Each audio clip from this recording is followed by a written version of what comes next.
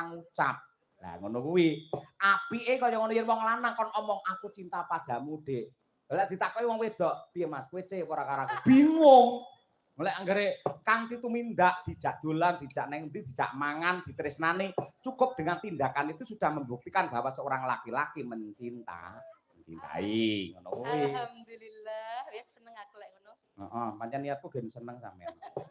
Nggih.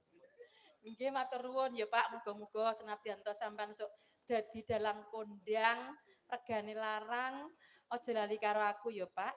Ning mergo ngene lho Pak, wong iki yen wis kondang, adate ya yen dalang kuwi umume lho ya.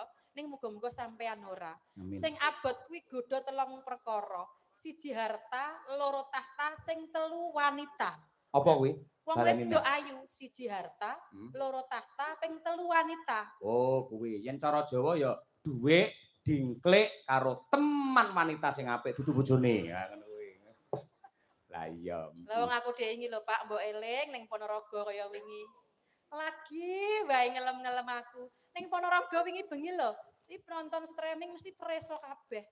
Lagi nek bintang tamu sing ayu banget saka Tulungagung jenenge Silvi Kumalasari. Aduh, tanganmu wis ngremeti ngono ki. Ki lek wong wedok sing atine padang, ora bakal. Iya. Dadi aku ki karo sampean lahir batin. Nah, Upama iya. pancen tenan sampean kok pengin wayuh loro ngono. Ya, monggo ya, Pak.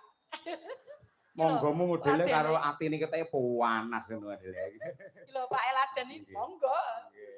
Ora bakal kaya ngono Bu Gesi, ya muga-muga dipangestoni karo para warga masyarakat Karangmojo, Kartoharjo, awake dhewe anggene bebrayan ya padha karo temanten nganti kaken-kaken ninen-ninen pikantuk wahyune jodoh Allahumma. Amin.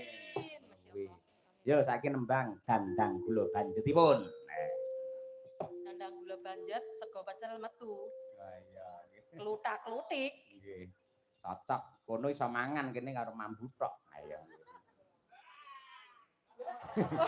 Pak Dalang nyuwun sewu niki disusul kalih bintang tamu penggerong. Nah niki lho. Gundule padha. Ayo nggih. Iya nggih. Monggo Bu Gesi. Lamun arasu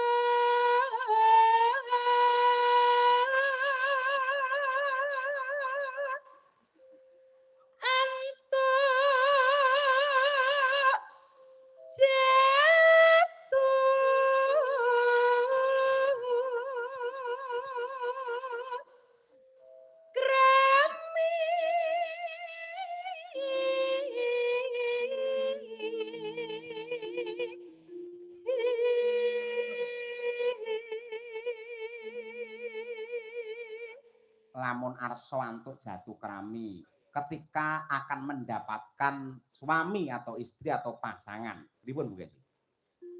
Den prayetno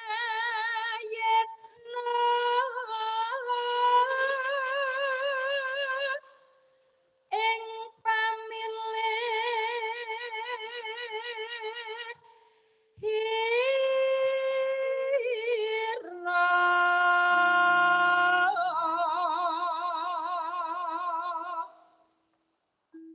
aja waton wadon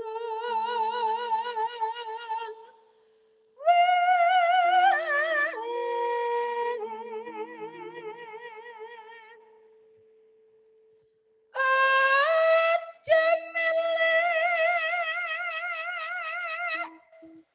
wong ayu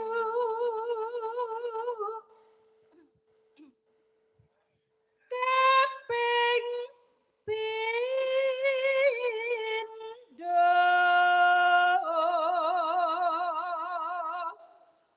melek wong